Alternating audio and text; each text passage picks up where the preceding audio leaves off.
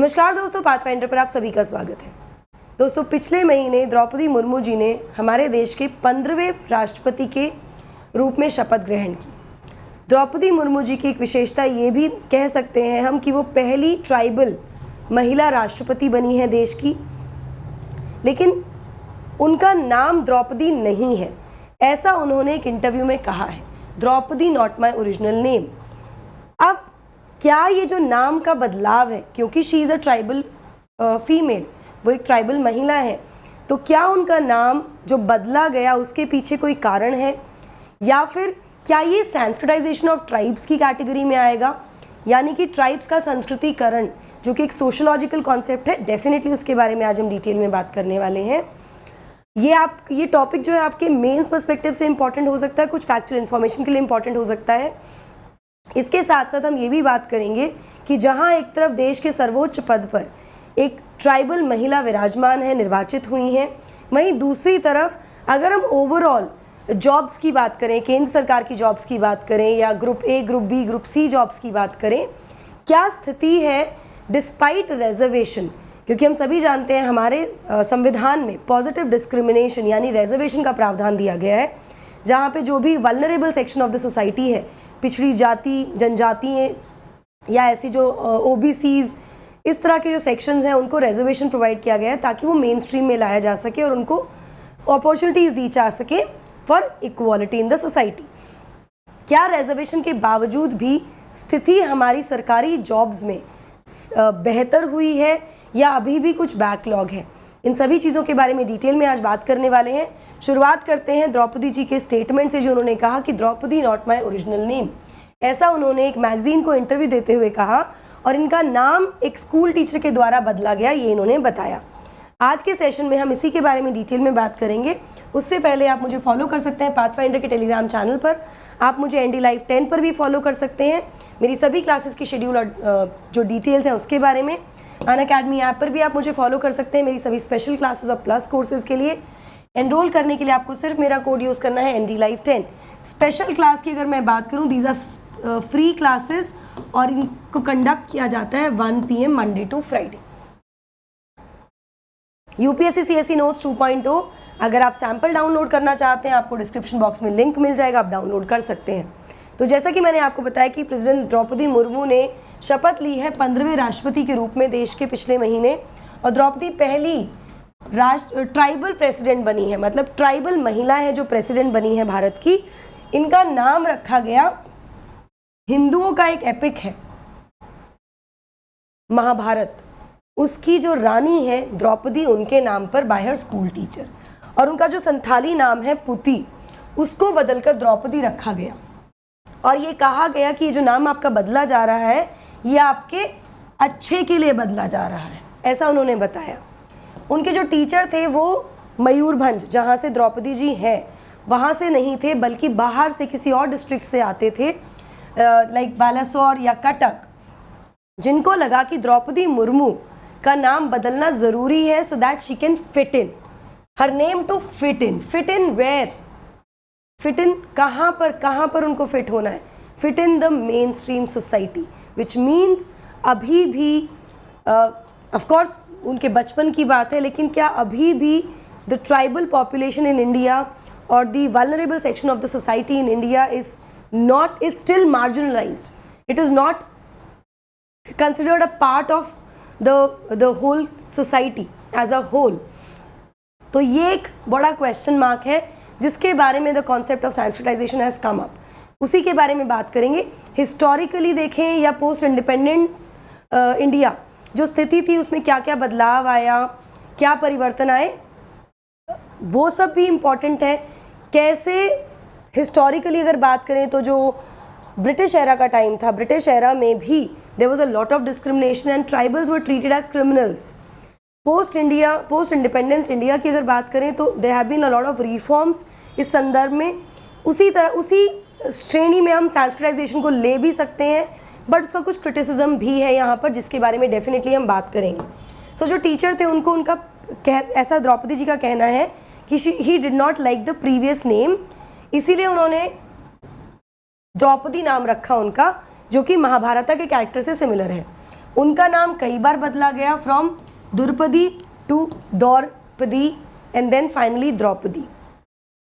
द्रौपदी जी ने आगे बताया कि she stated that names do not die in Santhali culture, she belongs to Santhali community, she belongs to Santhali tribe. ठीक है, संथाली ट्राइब क्या है उसके बारे में भी टुवर्ड्स द एंड हम बात करने वाले हैं। इनके अकॉर्डिंग अगर कोई लड़की बॉर्न होती है इनकी ट्राइब में तो उसको नाम मिलता है उनकी ग्रैंड मदर का, अगर कोई लड़का पैदा होता है तो ग्रैंड फादर का नॉमेनक्लेचर मिलता है।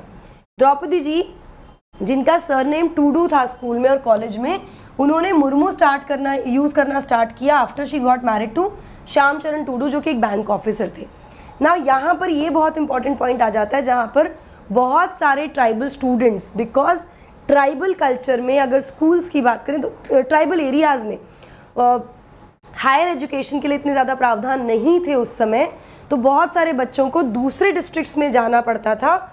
मयूरभंज से बाहर के जो डिस्ट्रिक्ट्स हैं, मयूरभंज बेसिकली एक ट्राइबल डोमिनेटेड डिस्ट्रिक्ट है ओडिशा का, जहाँ से द्रौपदी जी आती हैं। तो उनके अकॉर्डिंग बच्चों को पढ़ने के लिए बाहर जाना पड़ता था, जो हायर एजुकेशन अटेन करना चाहते थे या बेसिक मेन स्ट्रीम एजुकेशन लेना चाहते थे। ऐसी स्थिति में जब वो बाहर निकलते थे तो उनको ब्लेंड होना पड़ता था उस डिफरेंट सोसाइटी और कल्चर में जो उनसे अलग था। इसकी वजह से उनको अपना नाम और मैनरिज्म भी बदलने पड़ते थे उस सोसाइटी के अकॉर्डिंग, जिसको संस्कृताइजेशन या संस्कृतिकरण कहा जा सकता है। मतलब you have to leave what you believe in and you have to adapt to something else, ताकि आप एक मेन स्ट्रीम सोसाइटी का हिस्सा बन सकें। जिस सोसाइटी में जाके आप सीखना चाह रहे हैं आप उसका हिस्सा बन सकें। This is what she has told. Now अगर कॉन्सेप्ट की बात करूं मैं संस्कृताइजेशन के, संस्कृतिकरण के, तो भारत में एक कॉन्सेप्ट को इंट्रोड्यूस किया था प्रोफेसर एम एन श्रीनिवास ने, जो कि एक भारतीय सोशियोलॉजिस्ट हैं, काफ़ी रिनाउंड सोशियोलॉजिस्ट हैं। उनके अकॉर्डिंग एक ऐसा प्रोसेस है संस्कृतिकरण जिसके द्वारा जो लोअर कास्ट हैं वो कोशिश करती हैं अपवर्ड सोशल मोबिलिटी को अचीव करने की, जिसमें वो जो भी अपर कास्ट के कस्टम्स होते हैं, रिचुअल्स होते हैं, उनको फॉलो करने की कोशिश करते हैं। सो हमारे सोसाइटी में, इंडिया में, there is system, there is a ladder, एक लैडर का सिस्टम है कास्ट में, जहाँ पे कुछ काम की वजह से, ऑक्यूपेशन की वजह से people are placed down the ladder and there are few which are placed up the ladder. जो अप दी लैडर है उनको अपर कास्ट कहा जाता है, जो डाउन दी लैडर है उनको लोअर कास्ट कहा जाता है। तो यहाँ पे इस मोबिलिटी की वजह से, moving from lower caste to upper caste, इस पूरे प्रोसेस को संस्कृताइजेशन कहा गया है। इसके बारे में थोड़ा और समझते हैं।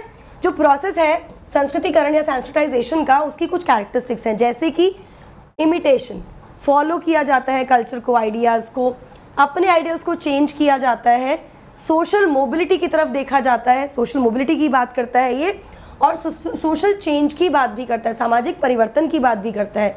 संस्कृताइजेशन को एज अ प्रोसेस अगर समझना है तो ये किसी व्यक्ति द्वारा अचीव नहीं किया जा सकता।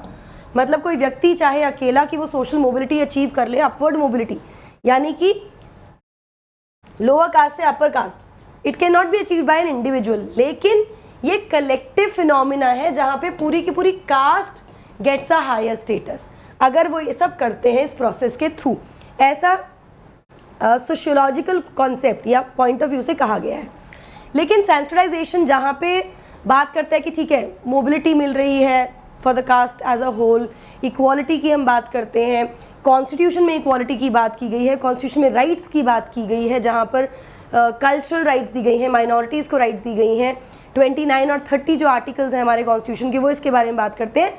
इसके अलावा हमारे संविधान में एक अनुसूची और कुछ विशेष आर्टिकल्स हैं जो स्पेसिफिकली शेड्यूल्ड ट्राइब्स के बारे में बात करते हैं, उनकी जो राइट्स हैं उनके बारे में बात करते हैं। इन दी कमेंट सेक्शन आप मुझे वो आर्टिकल जो शेड्यूल्ड ट्राइब के बारे में बात करता है और वो शेड्यूल, वो अनुसूची जो शेड्यूल्ड ट्राइब्स के कंसर्न में बात करती है, कमेंट सेक्शन में ज़रूर बताइएगा मुझे, हमारे संविधान में जो दी गई है। नाउ जहाँ ये इक्वालिटी की बात करें, सब कुछ करें, वहीं पर इसका कुछ क्रिटिसिज्म भी है अलग अलग लेवल पे, जिसमें एक क्रिटिसिज्म जो मेजरली वो आता है वो ये है कि इस प्रोसेस की वजह से इतना ज़्यादा एग्जैजरेट कर दिया गया है इस पूरे कॉन्सेप्ट को अपवर्ड मोबिलिटी के या कास्ट मोबिलिटी के, which is may be beyond एक नॉर्मल, एक बोलते ना एक स्कोप से ज़्यादा है, एग्जैजरेशन ज़्यादा है सोशल मोबिलिटी का या scope of lower caste to move up the ladder. जहाँ एक तरफ जो सैंसिटाइजेशन है वो एक्चुअली स्ट्रक्चरल चेंज नहीं कर रहा है कुछ भी. It is not changing the caste of some person, no it is not. Caste remains the same but positioning change कर रहा है.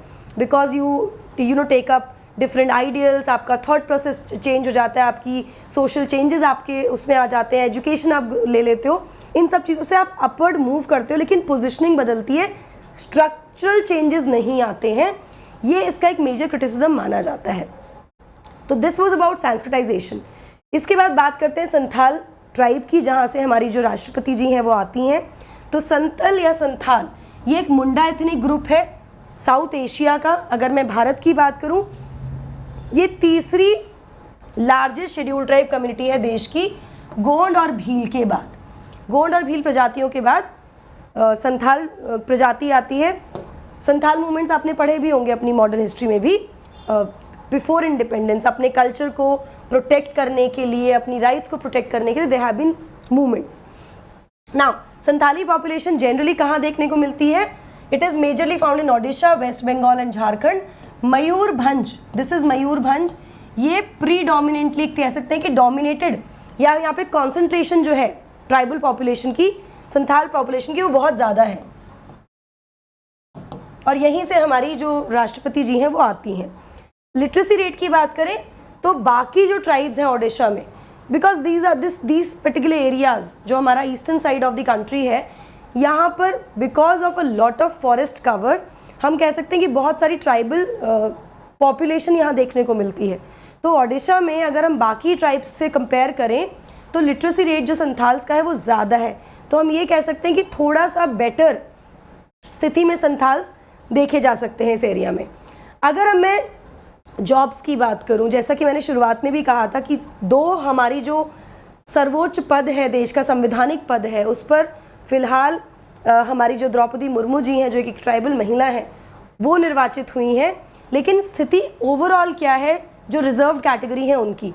तो अगर SC ST OBC पॉपुलेशन की सेंट्रल गवर्नमेंट में पोजिशनिंग देखें हम, तो group A, group C, group B, group C सफाई कर्मचारी, ग्रुप C एक्सक्लूडिंग सफाई कर्मचारी. This is how it looks like. Specifically ST की बात करें तो 5.64%, जहाँ की जबकि अदर 64% के आसपास है. 6.55% ग्रुप B में, 6.91% ग्रुप C एक्सक्लूडिंग सफाई कर्मचारी, C विद सफाई कर्मचारी 7.66%. ये अभी जो फिलहाल एम्प्लॉयमेंट है in various central and social categories. इसके अलावा अभी भी despite of the reservation that we talked about, article 15-16 specifically occupation की बात करता है, उसके बावजूद भी, रिजर्वेशन के बावजूद भी एक बहुत बड़ा ह्यूज बैकलॉग देखने को मिलता है in the reserve post which are vacant. मतलब वैकेंसी काफ़ी ज़्यादा है. फिल्ड एंड वैकेंसी का अगर कंपेयर किया जाए तो देयर इज अ गैप, काफ़ी बड़ा गैप है. यहाँ पर ये डेटा 10 सेंट्रल डिपार्टमेंट्स का है, जिसमें defence production, railway, financial services, post, defence, housing and urban affairs, home affairs, atomic energy, revenue, education etcetera को लिया गया है एज ऑफ जनवरी 1, 2021. जिसमें अगर SC ST OBC की बात करें, चलिए अभी ST की बात करते हैं स्पेसिफिकली हम, तो यहाँ पर जो फील्ड वैकेंसीज़ हैं वो केवल 9,619 है. वहीं वैकेंसीज़ अभी भी 14,061 वैकेंसीज़ हैं. तो we can see the backlog, we can see the huge gap. अभी भी रिजर्वेशन के बावजूद भी there still a huge gap here. इसके अलावा जो कैबिनेट सेक्रेटरीट है या बाकी देखा गया रिजर्व्ड और अदर कैटेगरीज में in the cabinet secretariat also, तो यहाँ पे ग्रुप A और ग्रुप B में अगर देखें 81 ऑफिसर्स में ST इज़ जस्ट 1, 109 में 6 ST कैटेगरी के लोग हैं. वहीं पब्लिक एंटरप्राइज डिपार्टमेंट की बात करूँ तो ग्रुप A में 30 ऑफिसर्स में कोई ST व्यक्ति नहीं है. नीति आयोग में ग्रुप A में 193 ऑफिसर्स में केवल 13 ST हैं. हायर एजुकेशन डिपार्टमेंट में अगेन 23 ST जॉब्स पर बंदे मतलब विराजमान है, कह सकते हैं कि जॉब पर है. ठीक है. So we can see the gap here, we can see the huge difference in spite of all the efforts that since independence have been done, have been made. Reservation को लेकर हो, रिजर्वेशन देने को लेकर एजुकेशन में या फिर jobs में अभी भी एक बहुत बड़ा गैप है. अभी भी एक बहुत बड़ा सेक्शन है of this group of population जो मेन स्ट्रीम में नहीं है। बहुत सारे राइट्स दिए गए हैं, बहुत सारे अधिकार भी हैं, बट अभी भी बहुत कम मेन स्ट्रीम इन्वॉल्वमेंट, एंगेजमेंट देखने को मिलता है। तो ऐसे में ये बहुत ही एक तरह से गौरव की बात थी संथाल कम्युनिटी के लिए, संथाल ट्राइब के लिए भी। और उन्होंने कहा भी इस बात को कि ये गोल्डन एरा शुरू हो गया संथाल का, जब संथाल की एक बेटी, संथाल कम्युनिटी की एक बेटी देश के सर्वोच्च राष्ट्रपति, सर्वोच्च पद, संवैधानिक पद पर विराजमान हुई या निर्वाचित की गई। आप क्या सोचते हैं इसके बारे में मुझे कमेंट सेक्शन में ज़रूर बताइएगा। ऐसे और भी सेशंस लेकर आएंगे हम दोस्तों। नाउ अनअकैडमी से अगर आप जुड़ना चाहते हैं तो उसके पीछे, उसके लिए क्या बेनिफिट्स आपको मिलते हैं, देखिए आपको वाइडेस्ट चॉइस ऑफ एजुकेटर्स मिलती है, flexibility to change your course, dedicated doubt solving, daily answer writing, live mentorship, ये सारे बेनिफिट्स तो आपको मिलते हैं, plus the result that we are producing year after year. Price hike जो है वो 19 तारीख से होने वाला है। अभी जाइए एनरोल कीजिए विद माई कोड NDLive10 तो अवेल 10% डिस्काउंट। बैचेस हमारे शुरू हो रहे हैं 18 अगस्त से। अभी जाकर एनरोल कीजिए 23 एंड 24 के लिए। कोई भी क्वेरी है तो आप इस नंबर पर कॉन्टैक्ट कर सकते हैं। 0% EMI का ऑप्शन भी अवेलेबल है लोन फैसिलिटी पे। You can go get this now. 14th यानी कल कॉम्बैट होगा सुबह 11 बजे। एनरोल कीजिए, इंडिपेंडेंस डे स्पेशल कॉम्बैट होगा जहाँ पर क्वेश्चंस आपको उससे संबंधित मिलेंगे। अनअकैडमी प्रयास जो कि ऑफलाइन मेंस मॉक टेस्ट होने वाला है 22 से 25 अगस्त 2022 को 9 बजे से 5 बजे के बीच में। जो सेंटर्स होंगे वो होंगे दिल्ली, जयपुर एंड लखनऊ। इन सभी सेंटर्स पर आपको ये मॉक टेस्ट मिल जाएगा। अगर आप मेंस लिख रहे हैं तो डेफिनेटली जाइए, अपने आप को एनरोल कीजिए। CSE अश्योर जहाँ पर आपको 1 साल के 2 साल के सब्सक्रिप्शन या उससे ऊपर के सब्सक्रिप्शन पर 1 साल का एक्सटेंशन मिल रहा है टू इन्हांस योर प्रिपरेशन। अगर आपका सिलेक्शन नहीं होता या फिर अपना आपको रैंक इंप्रूव करना है तो 1 साल का एक्सटेंशन अनअकैडमी आपको दे रही है। अभी जाइए और अब बुक कीजिए अपनी seat with my code NDLive10। Optional carnival चल रहा है जहाँ पर top optional subject by top educators are been taught. If you are not enrolled, enroll now. That's it from my side guys. I hope you like this session. आपको पसंद आया हो। आपका क्या सोचना है संस्कृतिकरण या सैंस्टिटाइजेशन को लेकर? आपके क्या समझ में आया या क्या आपको लगता है कि क्या होना चाहिए और कौन सी ऐसी चीज़ें ऐड की जानी चाहिए सरकार के द्वारा ताकि सारी society should be treated equally without any discrimination और ऐसा फील ही ना हो कि समबडी इज आउटसाइडर। ज़रूर मुझे कमेंट सेक्शन में बताइएगा। Don't forget to like, share and subscribe to the channel. That's it from my side. Take care, God bless you. Thank you so much.